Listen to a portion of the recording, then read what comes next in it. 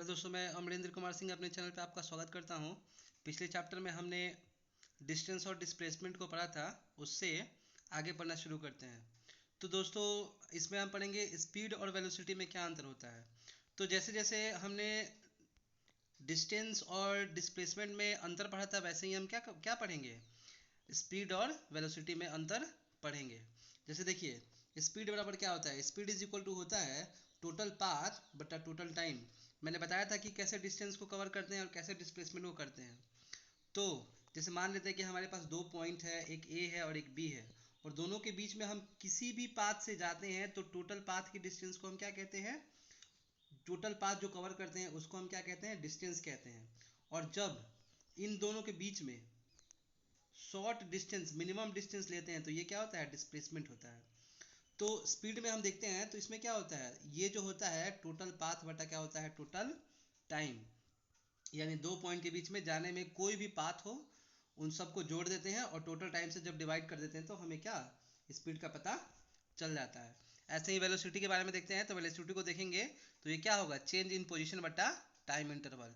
तो change in position में इसमें क्या लेंगे, हम डिस्टेंस नहीं लेंगे, इसमें हम क्या लेंगे, डिस्प्लेसमेंट लेंगे। ऐसे ही दोस्तों देखते हैं, जो स्पीड होता है वो क्या होता है, स्केलर क्वांटिटी होता है, और जो वेलोसिटी होता है वो क्या होता है, वेक्टर क्वांटिटी होता है। स्पीड जो होता है वो क्या, वो हमेशा पॉजिटिव रहता है, लेकिन वेलोसिटी क्या होता है, पॉजिटिव, नेगेटिव और ज़ीरो, तीनों हो सकता है।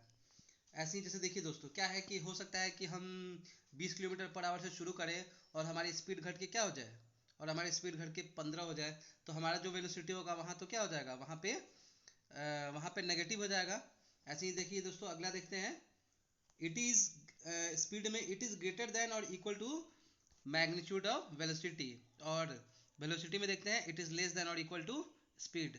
तो ये सब क्या होते हैं, ये सब दोनों में डिफरेंस होते हैं। आप लोग याद कर लीजिएगा, याद कर लीजिएगा, और एग्जाम में 1-2 नंबर में आते हैं तो इन सब डाटा को यूज़ कीजिएगा। देखिए दोस्तों, आगे देखते हैं एवरेज वेलोसिटी क्या होता है। तो एवरेज वेलोसिटी क्या होता है, हम जानते हैं कि एस इज इक्वल टू क्या होता है, वी टी होता है। तो वी का मान निकालेंगे तो क्या हो जाएगा, एस बाई टी, यानी कि डिस्टेंस बाई क्या होता है, टाइम होता है। तो देखिए, हमें जब एवरेज वेलोसिटी निकालना है तो हम क्या करेंगे, चेंज इन पोजीशन, यानी कि दो पोजीशन के बीच में कितना चेंज आ रहा है, एक पॉइंट ए है और एक पॉइंट बी है, तो इन दोनों में कितना चेंज आ रहा है, यानी बी से ए के बीच में कितना डिफरेंस है, और इन दोनों के बीच में जाने में कितना टाइम लग रहा है। तो इन दोनों के रेशियो को हम क्या कहते हैं, एवरेज वेलोसिटी कहते हैं। इसका डायमेंशन निकालेंगे तो क्या हो जाएगा, ऊपर हमारा पोजीशन है, यानी इसको हम लेंथ में करेंगे, लेंथ क्या हो जाएगा एल, और नीचे क्या है, टाइम है, तो बट्टा में हो जाएगा टी। यानी जब डायमेंशन निकालेंगे तो क्या हो जाएगा, एल टी माइनस 1 हो जाएगा, ध्यान रखिएगा। ऐसे ही एवरेज स्पीड देखेंगे तो एवरेज स्पीड क्या हो जाएगा, टोटल पाथ लेंथ ट्रेवल्ड बटा टोटल टाइम। ये सब आप समझ गए होंगे। ऐसा यूनिट मीटर पर सेकेंड होगा, और डायमेंशन क्या होगा, m0 l1 और t माइनस 1 होगा। तो ये सब हो गया। अब देखिए दोस्तों, अब हम देखेंगे इंस्टेंटेनियस वेलोसिटी के बारे में, यानी कि कुछ समय के लिए जो वेलोसिटी होती है उसको हम कैसे डिफाइन करते हैं। तो देखिए क्या दिया हुआ है, it is the rate of change of position, it is the rate of change of position with respect to time at that instant. जैसे कि मानते हैं कि कोई भी हमारा कांस्टेंट स्पीड में चल रहा है और कुछ टाइम के लिए हम उस पर कोई फोर्स लगाते हैं, तो क्या होगा, उसके वेग में कुछ ना कुछ परिवर्तन आएगा, या उसकी स्पीड या तो बढ़ जाएगी या तो घट जाएगी। तो उस थोड़े टाइम के लिए जो वेलोसिटी आएगी उसको हम क्या कहेंगे, इंस्टेंटेनियस वेलोसिटी कहेंगे। तो देखिए आगे देखते हैं, इसको जब देखेंगे तो हम क्या करेंगे, del x by del t, यानी कि जब क्या हो रहा है, s is equal to v t होता है, और भी निकालेंगे तो क्या हो जाएगा, एस बाई टी हो जाएगा। यानी कि हमारे डिस्प्लेसमेंट में कितना चेंज हो रहा है। सोचिए हम 10 मीटर पर खड़े हैं और 10 से हम चले गए 15 मीटर पर, तो सोचिए हम 2 सेकेंड में 10 से 15 मीटर पर चले गए, तो हम क्या करेंगे, दोनों के बीच का हम डिफरेंस निकालेंगे, तो 15 में से 10 घटा लेंगे और बट्टा में क्या कर देंगे, टाइम कर देंगे। तो हमें जब इंस्टेंटेनियस निकालना होगा तो थोड़े टाइम के लिए कितना फोर्स लग रहा है, कितना डिस्टेंस ट्रेवल कर रहा है, और कितने टाइम के लिए हो रहा है, इन दोनों को डिफाइन करेंगे, इन दोनों को डिवाइड करेंगे, तो हमें क्या पता चल जाएगा, इंस्टेंटेनियस वेलोसिटी पता चल जाएगी। तो देखिए ये x है, ये x है तो इसको हम मीटर में करेंगे तो इसका क्या हो जाएगा, डायमेंशन l हो जाएगा। और नीचे t है तो इसका क्या हो जाएगा, इसका डायमेंशन इक्वेशन भी t हो जाएगा। इसका निकालेंगे तो इसका ऐसा यूनिट क्या हो जाएगा, मीटर पर सेकेंड, और डायमेंशन इक्वेशन लिखा हुआ है m0 l1 t माइनस 1। आगे देखिए एवरेज एक्सेलरेशन। तो एक्सेलरेशन के बारे में आपने पढ़ा होगा कि वेग में परिवर्तन की दर को त्वरण कहते हैं, आपने 9th क्लास में पढ़ा होगा। ऐसे ही तो हम क्या करते हैं, हमारी वेलोसिटी में कितना परिवर्तन आ रहा है, यानी मान लेते हैं कि हमारा कोई v1 वेलोसिटी था और v2 हमारा बढ़ के हो गया, तो vt में से v1 घटाएंगे तो क्या हो जाएगा, हमें डिफरेंस पता चल जाएगा। तो चेंज इन वेलोसिटी क्या हो गया, v2 माइनस v1 हो गया। और कितने टाइम में हो रहा है सोचिए, 5 सेकेंड पे v1 था और 10 सेकेंड पे v2 हो गया। तो इतने 5 सेकेंड के बीच में कितने हमारे वेलोसिटी में चेंज आया, इसी को हम क्या कहते हैं, इसी को कहते हैं एक्सेलरेशन, यानी change in velocity by time हो गया। तो देखिए इसका ऐसा यूनिट क्या होगा, तो ऊपर तो हमारा वोल्टेज है, ऊपर क्या है, ऊपर हमारा वोल्टेज है और नीचे क्या है, टाइम है।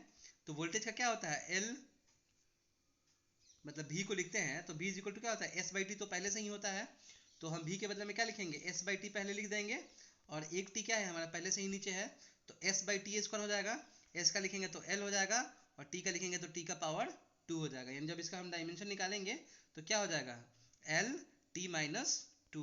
तो यही यहाँ पे मैंने लिखा है m0 l का पावर 1 और t का पावर माइनस 2। ये हमारा हो गया एक्सेलरेशन का डायमेंशन।